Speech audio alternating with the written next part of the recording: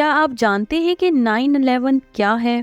اور کیا آپ کو معلوم ہے کہ یہ سانحہ کب اور کہاں پیش آیا؟ تو آئیے چلتے ہیں آج کی ویڈیو کی جانب۔ امریکہ میں آج سانحہ 9/11 کی 20ویں برسی منائی جا رہی ہے۔ 11 ستمبر کو ورلڈ ٹریڈ سینٹر پر ٹکرانے والے جہازوں نے جہاں امریکہ میں ہزاروں زندگیاں چھین لی، وہیں اس آگ کے شعلوں نے پوری دنیا میں کشت و خون کا ایک ایسا کھیل شروع کیا جس میں لاکھوں زندگیاں تباہ اور اربوں روپیہ ضائع ہوا اور پوری دنیا کا نقشہ بدل گیا۔ سانحہ 11 ستمبر 2001 ایک یادگار تاریخ 11 ستمبر سال 2001 کو ہونے والا ایک حادثہ ہے۔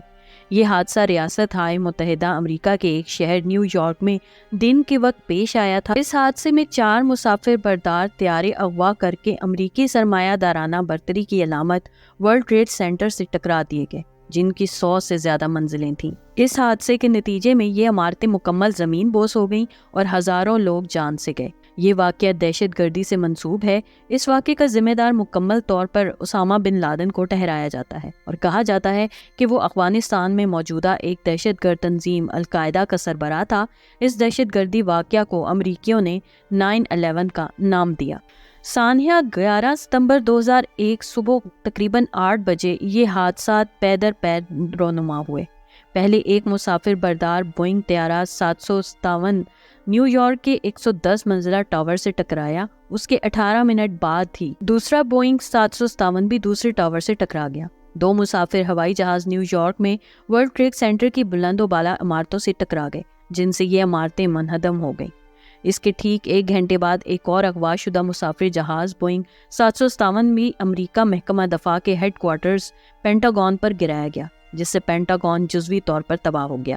آدھے گھنٹے بعد ایک اور جہاز کے متعلق خبر آئی کہ جسے اغوا کر کے وائٹ ہاؤس کی طرف لے جایا جا رہا تھا۔ یہ بھی بوئنگ 757 تھا جسے پینسلوانیا کے مقام پر لڑاکا طیاروں کے ذریعے مار گرایا گیا۔ ورلڈ ٹریڈ سینٹر پر اس حملے میں 2977 انسانی جانوں کا نقصان ہوا۔ اس کے ساتھ ہی امریکہ اور اس کے حامیوں کو مالی بحران کا شکار ہونا پڑا۔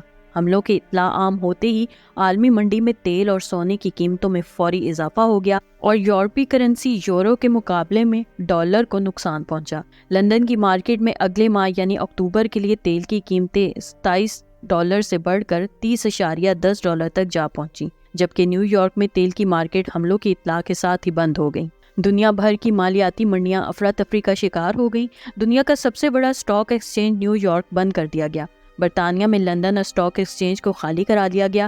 جرمنی، پیرس، ٹوکیو، بون اور ماسکو وغیرہ کی مارکیٹوں میں بھاری خسارہ ہوا۔ حملے کے لیے القاعدہ نے کئی سال پہلے سے منصوبہ بندی کر رکھی تھی، جس کا نتیجہ بالآخر 11 ستمبر 2001 کو نظر آیا۔ افغانستان میں خانہ جنگی کے اثرات کسی حد تک کم ہو جانے کے نتیجے میں القاعدہ نے اپنے مقاصد کا رخ امریکہ کی طرف کیا، جس کے لیے اسے کسی بڑے ہلچل کی ضرورت تھی۔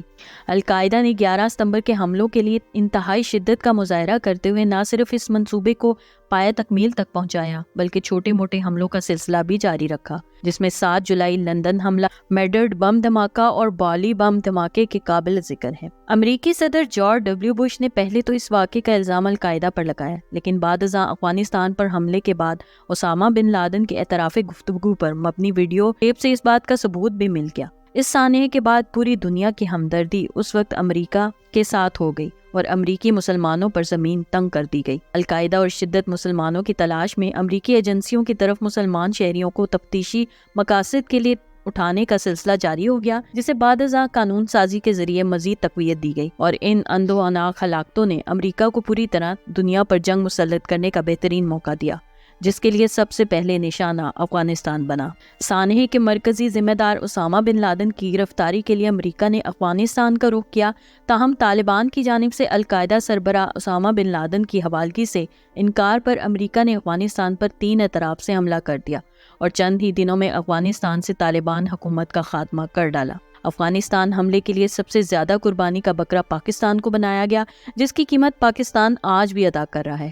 افغانستان پر حملے کے بعد امریکہ نے عراق کے خلاف جارحیت کا آغاز کیا، جبکہ شام بھی امریکہ کے جنگی عزائم کی لپیٹ میں آ گیا۔